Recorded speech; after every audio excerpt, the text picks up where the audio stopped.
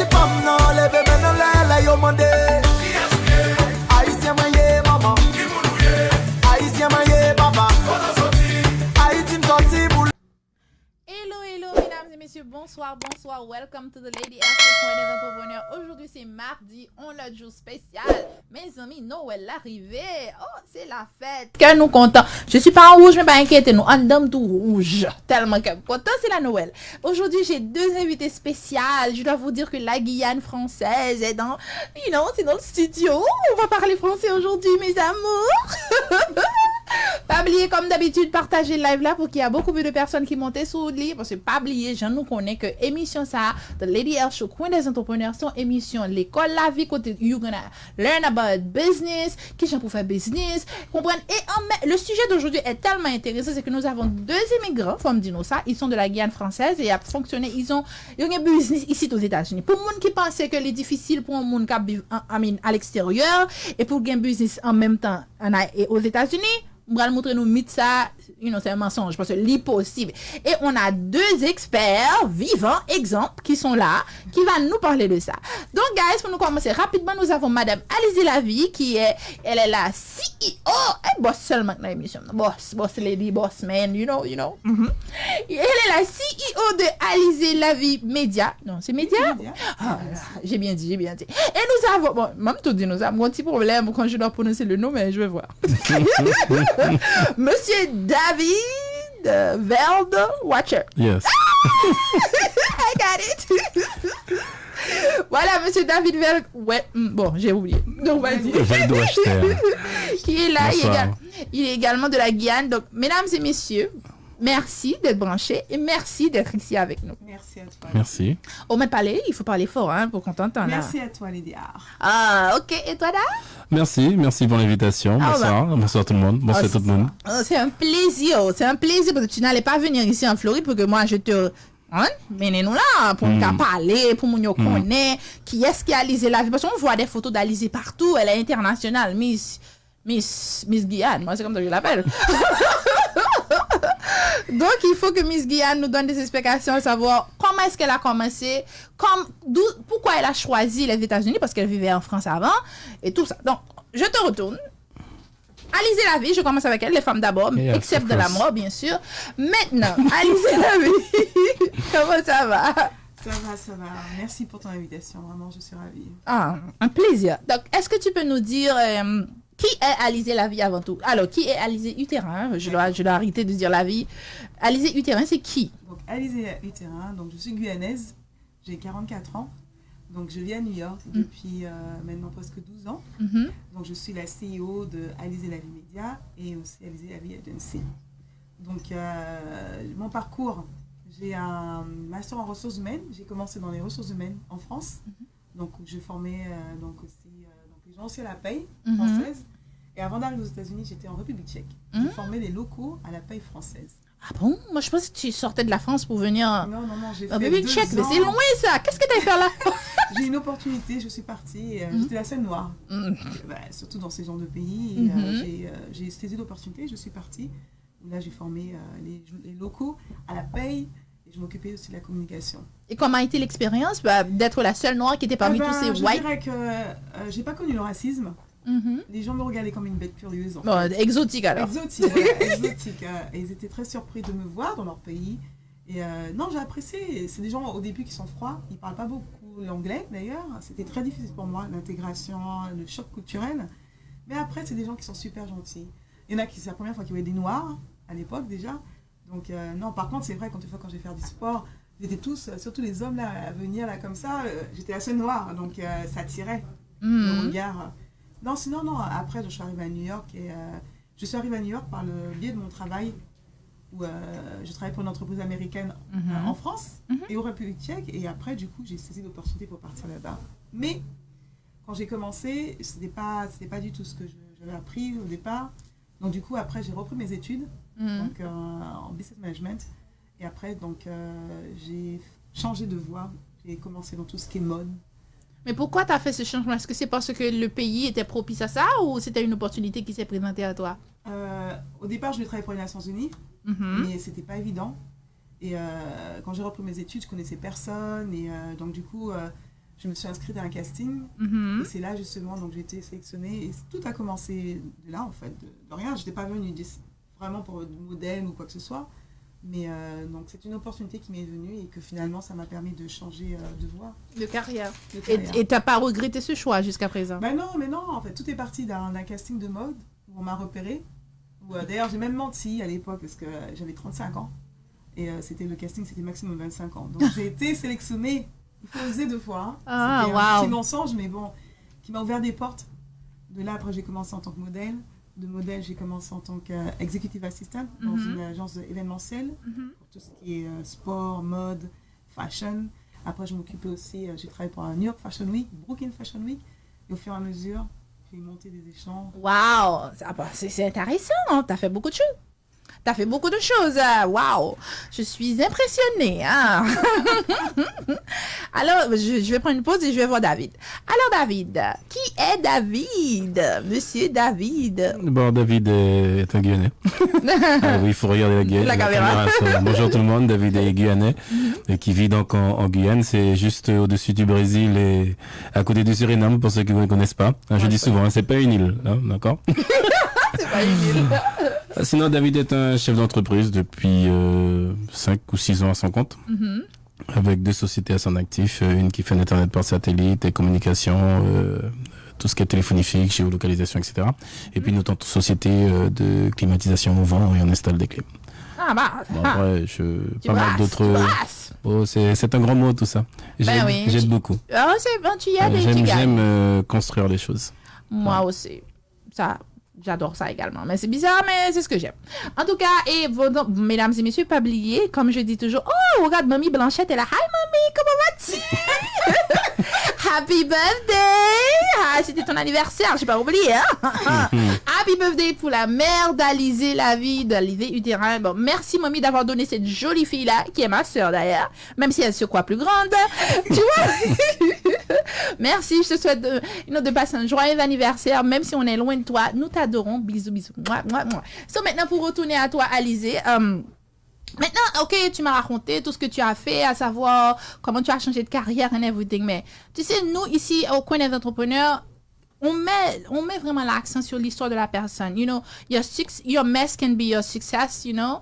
And then, on veut savoir exactement. Il y a beaucoup de personnes qui te disent, oh, je suis arrivée, ça a été facile, c'était bon, c'était la joie, je suis là. C'est pas vrai. Most of the time, les personnes passent par beaucoup de difficultés. Toi, en tant que femme, tu es guyanaise avec ton accent français, là, je te connais. Mais moi, j'ai des problèmes parfois que quand je mélange les langues, les gens se me disent, bah, je te comprends pas. Donc, toi, avec ton accent français, là, tu étais très Frenchy quand tu es arrivé à New York. Et comment, et bien plus, tu avais une carrière qui, peut-être tu as trouvé qui n'était pas trop adaptée. Comment est-ce que tu as pu faire ce procès, cette journée, comme on appelle, pour être qui tu es aujourd'hui avec ton business qui est à l'actif? Tu as un magazine à ton actif et d'autres choses encore. Tu as été reconnu par plusieurs organisations de femmes et autres. Tu as littéralement voyagé le monde. Comment est-ce que c'est, c'est quoi le point A jusqu'à là où tu es aujourd'hui? C'était très difficile parce que les gens voient que le résultat final en général. Ils ne voient pas en fait l'aboutissement, par quelles étapes que tu as dû passer pour arriver là. Donc financièrement déjà, c'était pas évident parce que je suis arrivée avec mes économies. J'ai commencé de rien. Je veux dire, aller à l'école, il fallait payer les études. Ça coûte très cher aux États-Unis. Ensuite, il fallait que je travaille à côté, faire des petits jobs. J'ai gardé des enfants, j'ai fait du babysitting. Donc, c'était pas forcément évident. Quand on est cadre supérieur, pour finalement après retourner dans les études, encore ça va, mais aussi pour faire des petits jobs à côté. Ensuite, c'était très difficile parce que j'étais noire, mais pas forcément parce que j'étais noire, mais surtout l'accent pour se faire comprendre. Parce que même si je comprenais l'anglais, mais pour parler en anglais, avec mon accent, c'était pas forcément évident. D'ailleurs, mon premier boss m'a dit que je ne pourrais jamais faire du business aux États-Unis à cause de mon accent. Donc je lui ai dit bonjour. I know. Et c'est là qu'on se rend compte, plus les gens vous mettent des bâtons dans les roues, plus ça vous donne l'envie de réussir et de vous dire prove them wrong, qu'ils ont tort. Donc ça doit vous motiver à montrer, pour vous, mais pour montrer que vous êtes capable de le faire. Ensuite, en tant que femme, c'est pas forcément évident parce que quand vous avez du succès et que les hommes, surtout dans le business, ont tendance à prendre leur désir pour des réalités. Ah. C'est-à-dire que on ne voit pas franchement le potentiel, on voit plus votre aspect physique, vos atouts. Oui, Des fois, vous arrivez avec un projet, une idée, vous êtes vraiment très focus sur ça, et finalement, vous vous rendez compte que en tout cas, l'homme en question, avec qui pourra vous aider, n'est pas il du veut tout qu'une chose, il veut qu'une chose. Il veut juste aller au lit. Cucci plancha. Gucci plancha. Il veut Donc, juste Cucci et quand plancha. c'est comme ça, c'est pas évident parce qu'il y a une attitude à adopter. Soit tu acceptes et tu vas pour, ou soit tu n'acceptes pas. Et qui dit accepte pas, c'est fermer la porte. Et puis tu perds ton Et tu perds le tu financement perds. ou l'aide et Voilà. everything. Mais bon, j'ai toujours été égale à moi-même. L'éducation a fait que aussi l'intégrité, à garder ses valeurs, ne pas se faire acheter. Parce qu'on n'a pas besoin, on n'a pas d'argent en ce moment. Tu ne sais pas comment demain peut être. Donc aujourd'hui, tu peux ne pas avoir d'argent, mais tout dépendra de qui tu vas rencontrer, des opportunités au moment où ça va se faire. Et ton futur n'est pas défini jusqu'à ce que toi tu en prennes la décision. C'est pour Tout à ça que je fait. le dis tout le temps. C'est pour ça que même quand tu as des atouts, tout ça, faut pas. C'est sûr, il faut savoir s'en servir à bon escient, mais pas forcément mettre ça en avant pour pouvoir avoir des choses. Il faut travailler dur. Il n'y a pas de secret. La foi aussi. Donc, je suis quelqu'un de très spirituel. Donc, tout ce que je fais, j'ai le Seigneur qui est avec moi. Oh wow, that's amazing. Mesdames et messieurs, c'est une bonne histoire. Donc, bon, prendre créole pour nous rapidement. Nous-mêmes qui attendons là, tu vois, Alice a raconté qui gens que l'était fait, qui gens l'était passé. Il doit le fait que vient ici, elle pas de cop dans poche, il pas de ça avec ses économies qui étaient tout petit cop. Et puis, ils sont obligés de retourner l'école pour le monter bus ici pour la faire petit job à côté.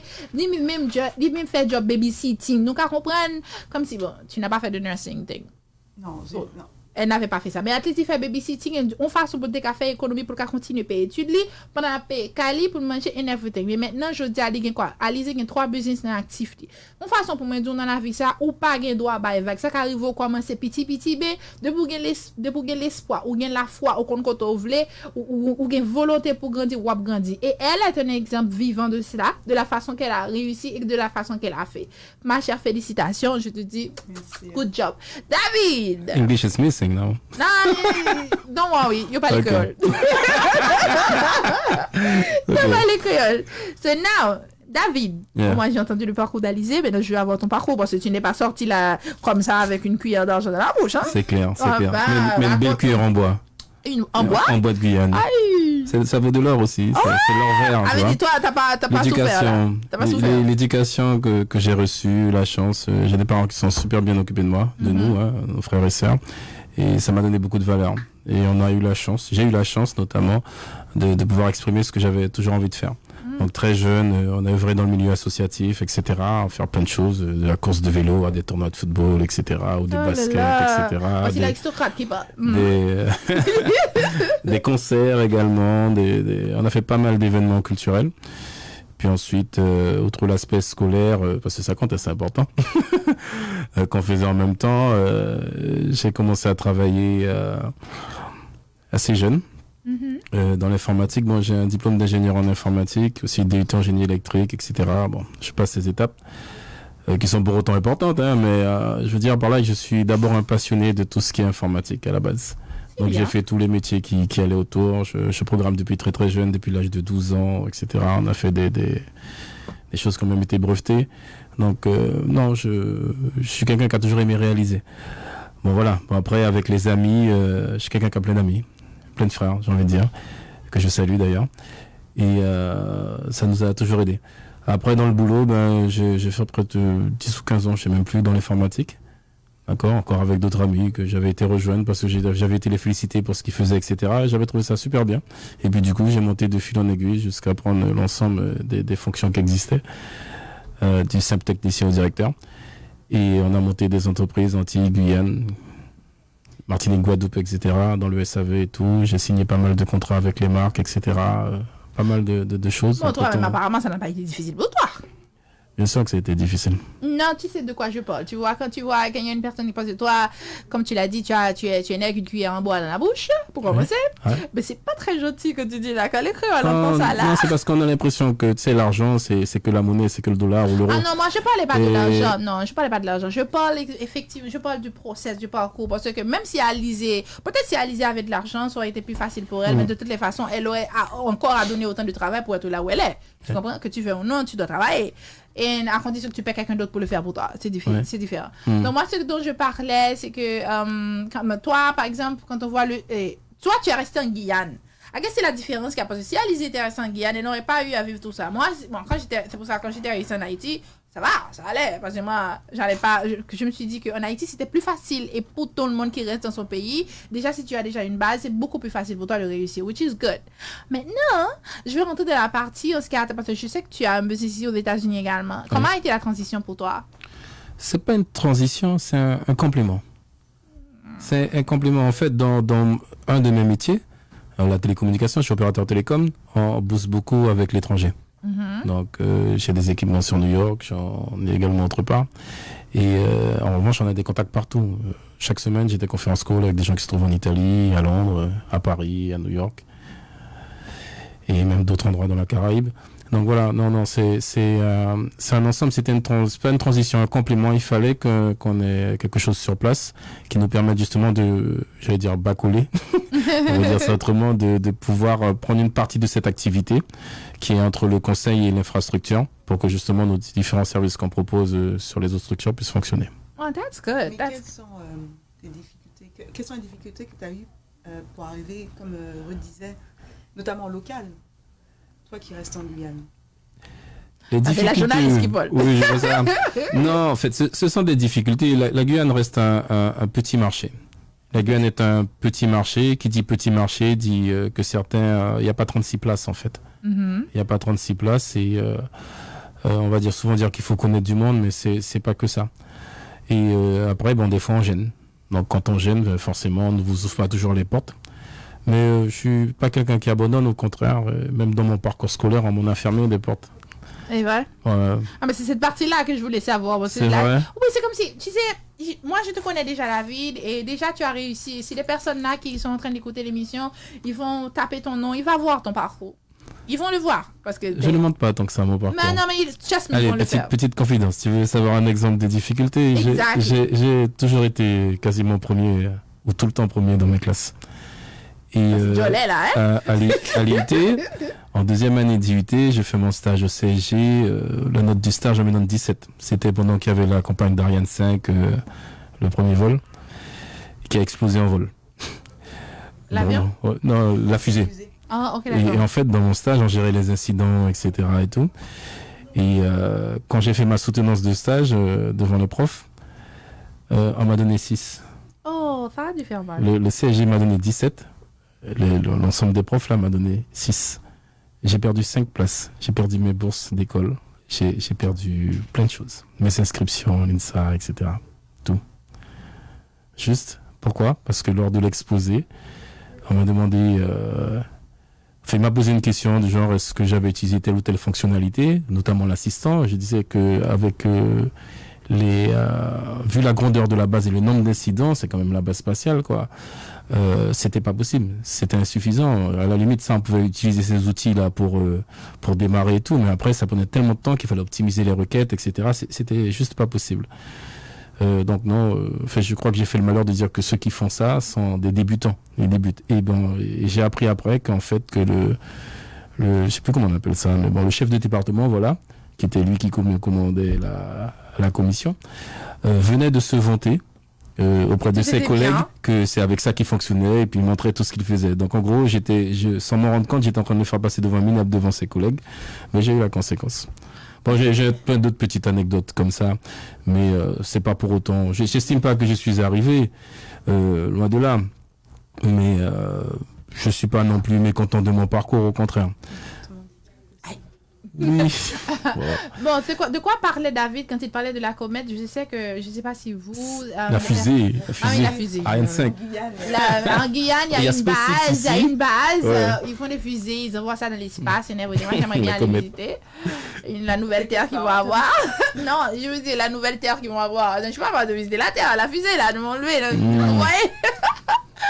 Pour aller visiter quelque part d'autre, parce que parfois j'en ai marre de la Terre. But anyway, oui, voilà, c'est de ça que parlait et David. Et en effet, tu sais, quand tu es dans ce monde, surtout dans le monde professionnel où tu dois côtoyer d'autres collègues et everything, l'hypocrisie, c'est la clé. Parce que moi, on m'a toujours reproché d'être trop direct, je n'ai pas de filter, comme tout le monde le sait. Donc, moi, je dis ce que je pense et les gens n'aiment pas ça. Donc, c'est pour ça que je dis, bon, you know what, c'est bien pour moi d'avoir mon propre business que de travailler dans le secteur public ou whatever it is, parce que quand je suis de boss, je peux dire ce que je veux, avec respect, bien sûr, mais at least I can speak my mind. Mais quand tu travailles dans une entreprise, c'est différent. Et alors, je pense que c'est ce qui t'est arrivé, parce que tu t'es exprimé, et c'est bon ce que tu as dit, mais eux, ils se sont sentis menacés, rabaissés, donc ils t'ont. Mais j'arrête pas pour autant. Ah ben non, quand tu trouves ces difficultés-là, il faut avancer. Oui. Peut-être c'est l'une des raisons pourquoi tu as créé ta propre entreprise. J'ai créé ma propre entreprise parce que j'avais envie de faire des choses pour moi. J'étais arrivé, en mon sens, au bout du premier métier. Et j'avais vu un peu les blocages et j'ai voulu faire autre chose. Puis depuis très jeune, je suis animé pour pouvoir faire avancer les autres. Pour moi, je suis content quand je vois que ceux qui sont autour de moi avancent. Et j'essaie de faire des choses dans ce sens. Donc j'aime créer. Et j'ai de la chance de pouvoir avoir du monde autour de moi qui m'accompagne là-dessus, la famille, les amis. Et c'est vraiment génial. Bon, après, maintenant, j'ai cette chance, mais j'estime qu'aussi j'ai ce devoir. J'ai de la chance, quoi qu'on dise. C'est-à-dire que j'ai pas eu trop de malchance ou que j'ai pu la gérer. Bon, aujourd'hui, voilà, hein, je l'ai pas dit dans la présentation, mais je suis président délégué du MEDEF. Je vais voter pour lui. Et qui représente et défend les intérêts des entreprises, en tout cas en Guyane. Mais pas que, on a également d'autres mandats, je passerai cette partie. Mais je veux dire que c'est un moyen pour moi également de pouvoir en faire un peu plus. Et non pas que selon moi. C'est-à-dire j'écoute beaucoup ceux qui sont autour de moi, de voir qu'est-ce qui est nécessaire, de voir qu'est-ce qu'il faut aménager. Puis on travaille et de cette voie qui va représenter l'entrepreneuriat, pas que les politiques. On donne trop de pouvoir aux politiques. Et le politique, il croit que parce qu'il pense, c'est ça. Nous devons, nous aussi en tant qu'économistes, des gens qui font l'économie, donc qui créent des emplois, qui créent cette fameuse richesse dont on a besoin et qui nous permet d'avoir de l'indépendance, de pouvoir dire aux politiques, voilà, il doit aller. Bon, c'est un peu différent. Hein. Les États-Unis, ici, même si tu vois les politiciens là, c'est une façade. Hein. Ce sont les hommes d'affaires, les femmes d'affaires. Mais ça, c'est aux États-Unis. En France, c'est différent. Et c'est ce qui est intéressant aux États-Unis. Voilà. On est un peu plus reconnu sur son savoir que sur son parcours. C'est vrai, Voilà. c'est vrai. Ça, t'as raison, c'est vrai. Et puis tu sais ce que j'aime avec ce pays, ça te donne la possibilité également. Ils s'en foutent d'où tu viens. Ils s'en foutent quelle est ton autre famille, ta classe sociale. C'est le résultat qu'il attend de comment tu as travaillé, comment tu as galéré, comment tu as fait, qu'est-ce que tu as mis dans le package pour être là où tu es aujourd'hui pour réussir. That's it. Et ça, je pense que c'est une bonne chose. Alors, Alizée, on va prendre une petite pause avant que je te revienne. Oui. Mesdames et messieurs, on va prendre une petite pause. Je vous invite à partager le live pour qu'il n'y ait plus de personnes qui montent and everything. Je vais vous donner une musique là, le Zouka, Zouka, Zouka, Zouka. À ton port, ancré à ton port, mes amours. Elle s'appelle Fanny, elle est de la Guyane. Elle chante très bien pour les amoureux. Parce qu'en Noël, là, maintenant, tu vois, on dit à moment Noël, c'est un amour, c'est un partage, c'est un je sais pas quoi, c'est un cadeau important, très important. So, je vais vous laisser avec cette musique, enjoy un petit moment, et puis je vous reviens tout à l'heure. Bisous. Mouah.